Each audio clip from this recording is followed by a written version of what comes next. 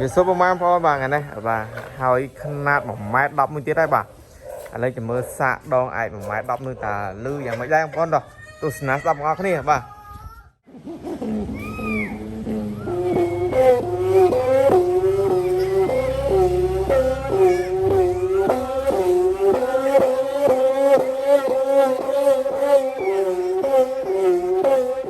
ឥឡូវយើងចេញសាកຂະຫນាត1.10 ម៉ែត្រទៅធ្វើឲ្យថ្មីបងប្អូនដោះមើលតើហោះយ៉ាងណាដែរបងប្អូនបាទ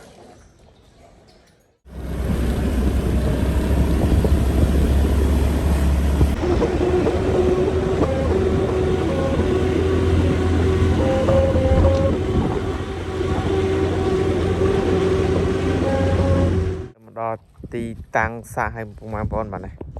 សាឲ្យបាទសាងអប៉យមកនេះអប៉យ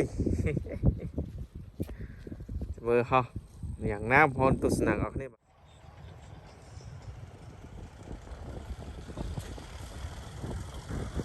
ហើយបងប្អូនបាទនេះ